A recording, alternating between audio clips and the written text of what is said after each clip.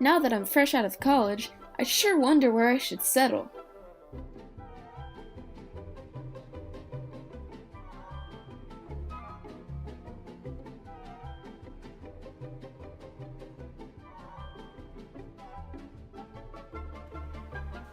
Not so fast, young lady. What's holding you back? Isn't the Soviet Union a harsh dictatorship under the rule of Joseph Stalin?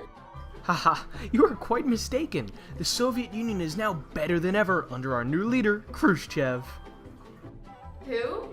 Let's go on an educational adventure into the exciting world of Nikita Khrushchev. It all began after Stalin's death in 1953. The Soviet Union was in need of a new ruler, and by 1955, Khrushchev had consolidated his power. In 1956, at the 20th Congress of the Communist Party, Khrushchev presented the secret speech in which he denounced Stalin and his former repressive rule. This marked the start of Khrushchev's thaw. What's that? Oh, well, that's the period of time where Khrushchev took the country in an entirely new direction and reversed the policies that Stalin had set previously. In what ways? Well, one main change he made was surrounding the arts and media. Stalin previously restricted or censored any form of artistic expression that seemed untraditional or that opposed his regime and viewpoints. But Khrushchev turned things around and the arts flourished. Music festivals and comedy films became increasingly popular. Now, even Americans who under Stalin were seen as evil were able to perform in the Soviet Union. Censorship was also reduced drastically. A book called One Day in the Life of Ivan Denisovich, which discussed the horrors of Stalin's labor camps, was released to the public. This would never have been allowed under Stalin. Wow! It sounds like there were absolutely no conflicts with censorship under Khrushchev. Right you are.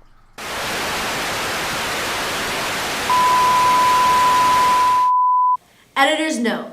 When censorship was reduced, it still exists to some extent. The insertion of examples of American bigotry into the novel Spring on the Oder shows that Khrushchev's mindset on censorship was far from revolutionary. Khrushchev's complaints about the art on the display at the Manage exhibition in 1962 also exemplifies this. While not an explicit act of censorship, he despised the act on display as he felt it did not set a good example for other Russians. There's more. Khrushchev helped to grow and redistribute the economy, resulting in the liberation of peasants. These peasants were given identification and passports. Khrushchev also put into action Khrushchevkas, which provided peasants with affordable housing. They were nearly seen as true citizens, while they were not under Stalin. He also established agrarian reform, which was an attempt at closing the wage gap between citizens in rural areas and citizens in urban areas. This was effective, as state farm work wages increased from 45% of industrial workers' wages to 75%. It also increased the average farm income, allowing more product to be produced for urban consumers. Elimination of censorship single-handedly propelling the economy to new heights. What can't Khrushchev do? Editor's note. Despite these attempts at positive change, high production costs on farms hindered the nationwide economy as a whole. And if you think that's great, wait until you hear this last bit. Khrushchev took actions to relax the legal system, allowing for a less strict police force and a better quality of life for inmates.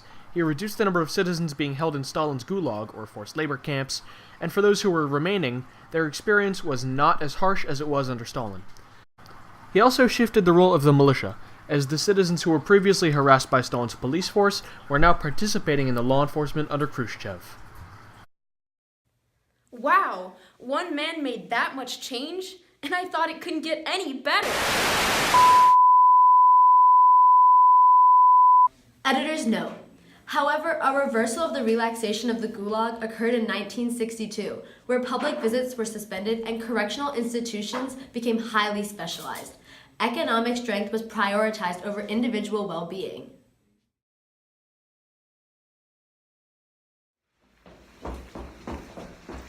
Stop! I'm taking you to the Gulag! Wow, this Russia place isn't as cool as I thought it was.